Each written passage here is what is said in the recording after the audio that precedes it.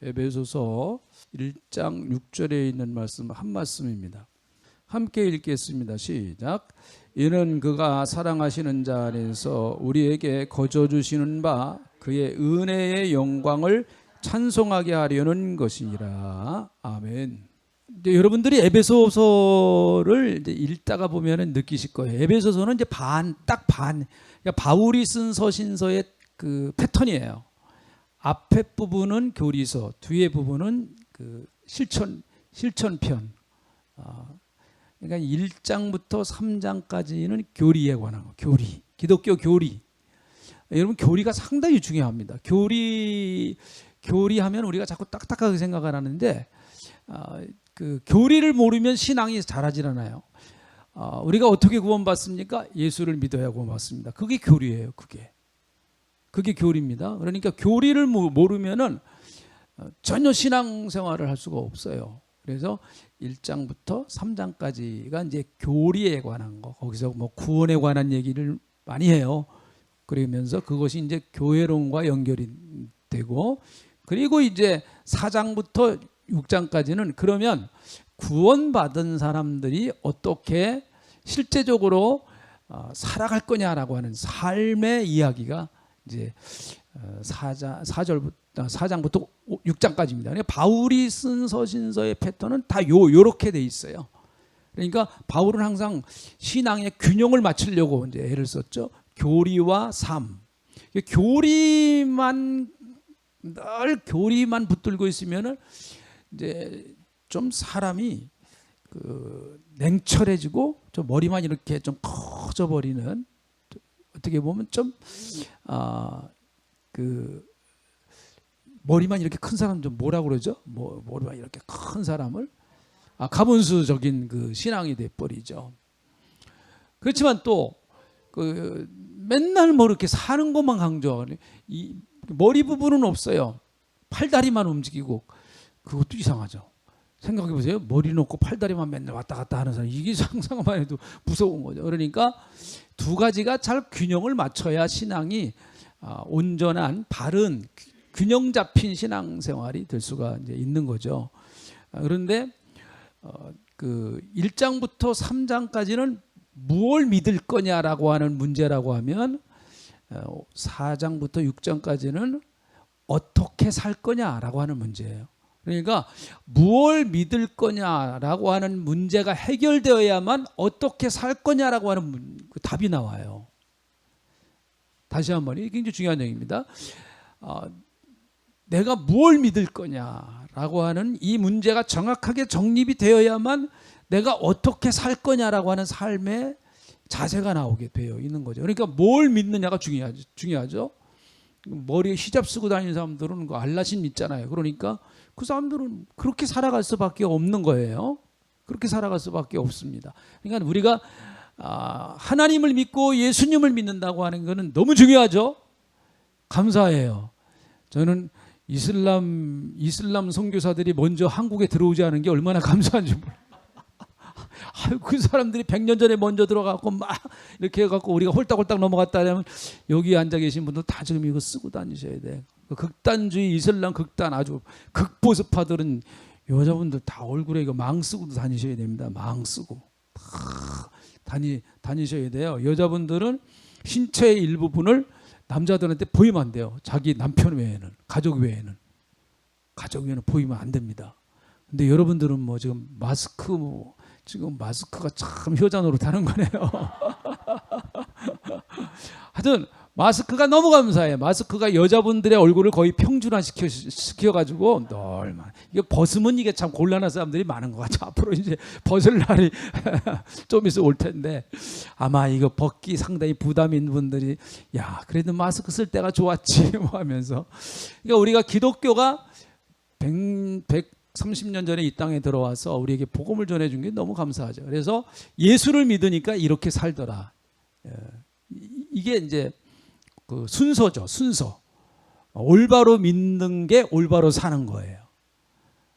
올바로 복음에 대해서 아는 게 올바로 복음으로 사는 거예요. 이쪽이 허약하면은요, 살아가는 것도 허약합니다. 복음으로 살아가는 것 자체도 허약해요. 무슨 말인지 아시겠죠? 네, 대부분 다 그렇습니다. 그래서 그 이단들은 그냥 이 앞에 부분을 우선 무지 강조를 합니다. 막 아주 그냥 진짜 무섭도록 그렇게 해버려요. 그러니까 이단적인 삶이 나와요. 요번에도 뭐 10,000명 이상이 그 저기 10,000명 이상인가 한 10,000명 이상 몇 명이더라. 그 숫자는 잘 모르겠는데 신천지 또 대구에서 졸업식 했잖아요. 몇 명인지 기억을 못 하겠네요. 뭐 그 대구 그 큰 그 운동장을 체육관 빌려가지고 거기 꽉 차가지고요. 그 인터넷 쳐보면 그거 나오더라고요. 보니까 그 사람들 돈이 많아갖고 영상도 멋있게 쫙 찍어놨어요. 그러니까 참 이게 그냥 뭐 신천지 아무리 잘못됐다고 그냥 뭐 난리 법석을 쳐도 계속해서 배우고 또 배우고 가르치고 또 가르치니까 누가 뭐래도 그렇게 해요.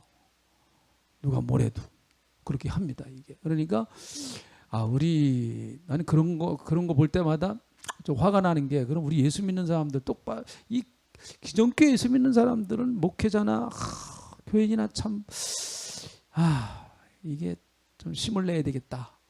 그래서 너무 화가 나요. 그런 거 볼 때마다. 이게 자 6절 이는 그가 사랑하시는 자 여기 사랑하시는 자는 누굴 말한다 그랬죠? 예수님을 말한다 그랬어요. 예수님 안에서 우리에게 거저 주시는 바. 자 이게 굉장히 중요한 말이에요. 거저 주시는 바. 한번 따라합시다. 거저 주시는 바. 그의 은혜. 네. 그러니까 은혜라고 하는 말은 거저 주시는 거예요. 은혜라고 하는 말은. 그러니까 여러분 나는 은혜 받기 위해서 40일 금식했다. 그거는 표현이 잘못된 거예요. 은혜 받기 위해서 40일 금식했다. 그거는 표현이 잘못된 거예요.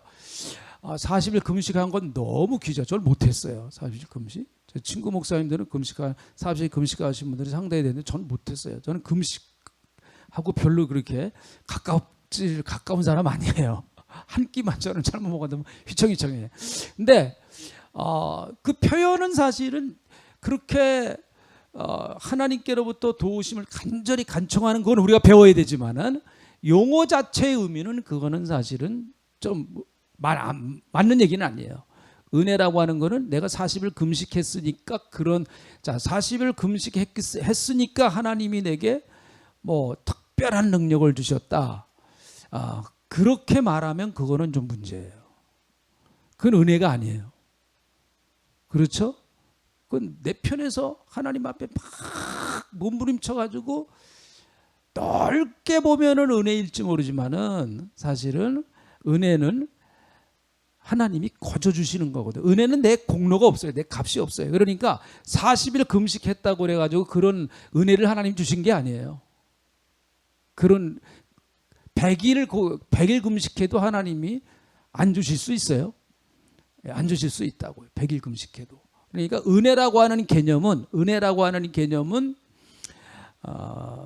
하나님이 거저 주시는 거예요. 그러니까 그 40일 금식하신 분이 얘기를 하려면 이렇게 하는 게 맞아요. 내가 부족하게 해서 이렇게 40일 금식했는데 하나님이 나 같은 사람도 불쌍히 여겨서 이렇게 큰 은혜를 주셨습니다. 이렇게 얘기하면 맞는 거예요. 이렇게 하면. 그러니까 이 용어 선택과 이야기가 왜 그런가 하면 이제 요 거저 주시는 바가 아니면은 나중에 이제 이 자랑에 대해서도 나오는데 우리가 에베소 2장 8절 알잖아요. 이는 누구든지 9절 이는 누구든지 하나님 앞에서 자랑하지 못하게 하랍니다. 은혜는 자기 자랑이 되면 은혜가 아니에요. 그게 자기 자랑이 되면 그건 은혜가 아니죠. 그건 자기 공로로 했으니까 자기 자랑을 할 수가 있는 거예요. 자기가 해낸 거니까 그러면 자기 자랑을 해도 괜찮아요. 내가 해낸 거니까 자기 자랑해도 되죠. 어느 장로님이 교회 건축을 하는데 어느 장로님이 이제 건축을 다 해갖고 이제 그 입당 예배를 드리려고 그러는데 가보니까 예배당 앞에다가 비석을 세워놨는데 어느 장로님이 기증하셨습니다. 이렇게 해놨대요. 장로님하고 상의도 안 하고. 그래서 그 장로님이 다 다음 주부터 안 나옵니다. 이 교회. 나 이 교회 안 나옵니다. 목사님한테 가서 따져. 나 다음 주부터 이 교회 안 나옵니다. 내가 무슨 이 교회를 줬다고 나보고 그러십니까? 하나님이 하신 거지. 그래서 그 목사님은 참 좋은 의도로 이렇게 좀 그 많은 분들이 같이 그걸 은혜를 나누자고 좋은 의도로 했는데 난 그 장로님이 하신 게 맞다고 봐요. 장로님이 하신 게 맞다고 봅니다. 그런 식으로 교인들에게 은혜를 주면 그렇게 해서 은혜 주면 안 됩니다. 그거는 그런 식으로 해서 은혜 주는 건 그건 성경적 방법은 아니라고 해요. 목사님이 좋은 의도는 참 좋은 건데 그 방법은 성경적 방법은 아니라고 봅니다. 그거는. 그러니까 자랑하지 못하게 하려 합니다. 참 이게 그래서 그 마태복음 18장에 보면은 그 1만 달란트와 100데나리온의 비유가 있어요. 100데나리온의 비유. 그러니까 우리는 하나님 앞에 1만 달란트의 빚을 졌다는 거예요. 내가 나한테 잘못한 사람은 내 마음을 그냥 어떻게 속을 팍팍 썩이고 나를 진짜 힘들게 한 사람은 나한테 100데나리온 빚을 진 거래요. 예수님이 그렇게 비유하셨어요. 하나님 앞에 1만 달란트 나는 빚진 거래요. 한 달란트가 금 36kg거든요. 금 36kg면은 몇 돈입니까? 난 모르겠어요. 난 금 별로 해본 적이 없어가지고. 한 돈이면 몇 킬로예요? 네? 3.75. 그러면 3.75g. 그러면은 36kg면은 이게 몇 돈이나 되는 거예요? 도대체 잘 계산이 안 되죠. 근데 1만 달란트래요. 1달란트가 36kg인데 그럼 1만 달란트면은 몇 킬로입니까? 키로수로? 이거 금세 계산하시는 분은 좀 머리가 이상한 분이에요. 이런 거 금세 계산하시는 분은 좀 머리가 좀 이상한 분이에요. 이게 엄청난 돈인데. 그러니까 우리가 하나님 앞에 우리가 빚을 갚으려면은 그 문제를 해결해야 된다는 거예요. 이거는 무슨 빚을 졌냐? 죄의 빚을 졌다. 하나님 앞에 죄의 빚을 졌다는 거예요. 이건 불가능하다. 할 수 없다. 그런데 하나님이 그것을 탕감해 주셨대요. 없는 거로 해 주셨다는 거죠. 없는 거로. 그게 은혜라는 거예요. 그게. 없는 거로 해 주셨다는 거예요. 그래, 야, 너는 더 이상 나하고 채무 관계 없다는 거예요. 채무 관계. 하나님하고 우리는 이제 채무 관계 없습니다. 좀 껄쩍지근하죠. 마음이 이렇게 그래도 하나님 앞에 잘못한 게 많은데 자꾸 채무 관계 없다 그러니 여러분 근본적으로는 그런 거예요. 근본적으로 법적으로는 그런 거예요. 법적으로 채무 관계 없는 거예요. 법적으로는. 그러니까 이게 이제 은혜라는 거죠. 은혜. 자, 우리 로마서에 있는 말씀 한번 보시죠. 로마서 4장. 그래서 이 거저 주신다 은혜라고 하는 개념을 우리가 먼저 정확하게 이렇게 개념 정리를 해야만 그 신앙생활에 기쁨이 있어요. 왜 그런가 하면 잘못하면 은혜로 구원받고 율법으로 구원을 지키려고 그러는 경우가 많아요, 사실은. 이게 참 아주 참 그 애매모호한 말이죠. 은혜로 구원받고 율법으로 자기 구원을 지키려고 그래요. 자기가 율법으로. 아니거든, 안 되거든요. 우리가 무슨 수로 우리 구원을 지켜냅니까? 지켜낼 수가 없거든요. 하나님의 약속이에요, 약속. 나는 그 약속을 믿고 믿음 생활을 열심히 하는 거예요. 할렐루야. 그 약속을 믿고 내가 신앙생활을 잘 한다고 해서 내 구원을 내가 지키는 게 아닙니다. 그럼 못하면 구원을 잃어버리는 거냐? 그거 아니란 말이에요. 구원은 약속이에요. 약속. 하나님이 약속을 주셨는데 그 구원을 내가 제대로 지켜내지 못하면 하나님께서 손을 잡고 보세요. 손을 잡고 보시죠. 내 구원을 지켜내지 못하면 자꾸 하나님이 이런저런 모습으로 자꾸 개입을 하세요. 내 삶 속에 개입을 하십니다.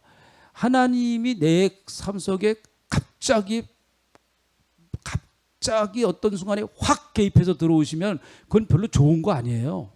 그냥 하나님은 평상시에 나와 같이 해주셔야 돼. 같이 그냥. 할렐루야. 그냥 평상시에 그냥 늘 같이 얘야 오늘도 나하고 손잡고 놀자 하면서 그렇게 하나님하고 나하고 살아가는 건데, 그게 하나님이 안 된다고 판단하실 땐 확 개입해서 들어오시는 거예요. 확 개입해서. 근데 다 우리 당해봤어요. 다. 여러분도 당해보셨죠? 안 당해보셨나? 자 4장 1절부터 보시죠. 그런즉 육신으로 우리 조상인 아브라함이 무엇을 얻었다 하리요? 만일 아브라함이 행위롭소 의롭다 하심을 받았으면 뭐 할 게 있다고요? 자랑할 것이 있대요. 자랑할. 근데 아브라함이 보면 자랑할 것도 좀 있을 것 같아요. 뭐 자식도 바쳤다고 그러고 막 그러지. 근데 자랑할 것이 없다는 거죠. 자랑할 것이 있으려니와 하나님 앞에서는 없느니라. 그러니까 아브라함이 설령 자식을 하나님 앞에 바쳤다고 할지라도 그것이 하나님 앞에 자랑거리가 아니다라는 거죠. 하나님이 베풀어 주신 은혜에 비교하면 그 자랑거리가 아니다라고 하는 그런 얘기예요. 자랑거리가 아니다. 자, 3절 성경이 무엇을 말하니? 아브라함이 하나님을 뭐함에? 믿음에 그것이 저에게 의로 여기신 바 되었느니라. 이건 창세기 15장 7절이죠. 15장 7절에 있는 말씀을 그대로 갖다가 바울이 쓴 거예요. 자, 여기서부터 이제 은혜에 대한 개념을 얘기하고 있어요. 일하는 자에게는 그 삭시 은혜로 여겨지지 아니하고 보수로 여겨지거니와. 그렇죠. 내가 일한 만큼 가져가는 거예요. 그럼 그건 보수죠. 보수. 요즘 요즘 뭐 이렇게 저희 같은 사람은 가서 하루 그냥 김홍우 집사 따라가서 일하면 얼마 받아요?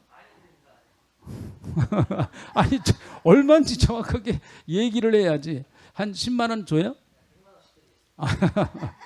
여긴 또 너무 그러면 또 부담이 돼서 못 따라요. 부담이 돼서 우리 저 김진순 집사 따라가야 되겠어. 그러면 좀 타산이 맞을 것 같다.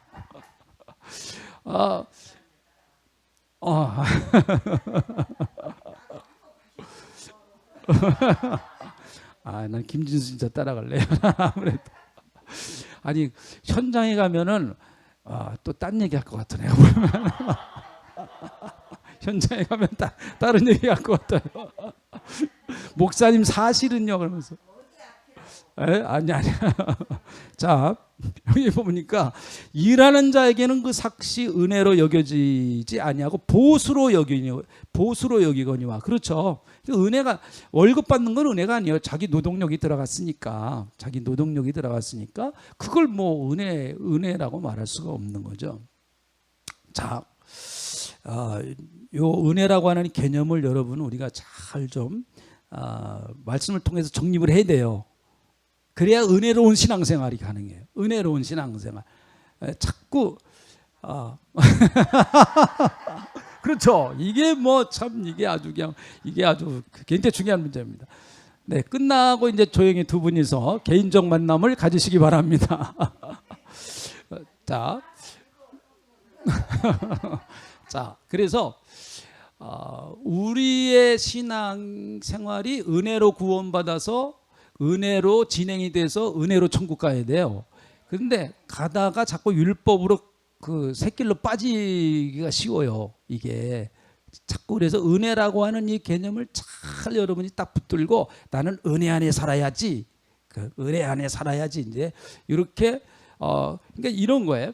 한 달 동안 열심히 일했어요. 직장에서 월급 받았어요. 아이고 뼈골 빠지게 일하고 아이고 겨우 이것밖에 못 받았나. 저는 뭐 사장 저거 아이고 아주 그냥 수전노 막 그러면서 이제 그런단 말이에요. 근데 은혜로 사는 사람은 하나님 고맙습니다. 하나님이 주셔서 고맙습니다. 그 사장님이 준 거로 생각 안 하고 누가 나에게 주신 거로 생각해요? 하나님이 주신 거로 생각하는 거예요. 그러니까 은혜예요. 그게 은혜. 똑같은 일을 하고 똑같은 그런 개념으로 우리가 바뀌어야 되는 거예요. 그런 개념으로. 그래야 신앙생활이 재밌고요. 그래야 믿음 생활이 재밌고 즐겁고 천국은 그래서 은혜가 가득한 나라예요. 은혜가 가득. 천국에 가서 우린 그렇게 사는 거예요. 천국 가서요. 그래서 요 개념을 우리가 저도 요 이런 그 신앙의 그 은혜라고 하는 이 그 세계를 조금씩 알아가는 게 참 쉽지 않더라고요. 자꾸 율법으로 가고 그러더라고요. 보니까. 그래서 율법은 기쁨이 없어요. 율법은 율법으로 딱 들어가면 신앙은 절대 기쁨이 없습니다. 자꾸 매이게 되고 짐이 되고, 하나님 말씀 순종하는 게 은혜면 감사하지만 율법은 짐이에요. 아유, 뭐 다 마찬가지. 주의 일도 마찬가지고. 전부 다 이제 똑같은 현상이 나타나는 거거든요. 그래서 저는 그래도 이제 조금 그런 세계를 좀 이렇게 깨닫기를 시작하고, 하나님이 이렇게 또 알려주시기 시작하고 그러니까 요즘은 목회하는 게 굉장히 재밌고 감사하고, 이제 뭐 코로나이기 때문에 뭐 사실은 요즘 목사님들이 얼굴 필 날이 별로 없어요. 아유, 뭐 교인들을 이렇게 보면은 교회가 어쨌든 요즘 뭐 다들 우리 지방에도 보면니까 다들 목사님들이 힘들어서 다 이제 그러고 그러는데, 뭐 그건 그거고 현실은 현실이지만은 그래도 더 큰 은혜가 있으니까, 할렐루야, 더 큰 은혜, 그 은혜로 사는 거예요. 자, 기도하겠습니다. 하나님 고맙습니다. 오늘 이렇게 저희들 말씀을 통해서 또 은혜 받게 하신 것 감사합니다. 아무리 생각해봐도 내가 예수 믿은 것 은혜고, 내가 주의 일 하는 것도 은혜고, 내가 하루하루 살아가는 것 하나님의 축복이요, 하나님의 사랑이요, 하나님의 극진하신 돌보심인 것을 고백하지 않을 수가 없습니다. 주님, 내가 주님 앞에 자랑할 것 아무것도 없습니다. 저는 자격이 없는데 이렇게 주님 사랑해 주시니 참 감사하네요. 우리가 이 마음 가지고 평생 주님 앞에 헌신하며 살아가는 저희들 에게 이끌어 주실 줄로 믿습니다. 감사합니다. 지금은 우리 구주 예수 그리스도의 은혜와 아버지 하나님의 넓고 크고 만극하신 사랑하심과 성령의 감동과 만의 주 역사 풍성하신 은혜가 오늘 말씀으로 우리가 에베소서를 통해서 하나님이 깨닫게 하시는 그 하나님의 놀라운 은혜의 세계에 우리가 잠기는 역사가, 성령의 충만하심이 가차없이기를 간절히 축원하옵나이다. 아멘.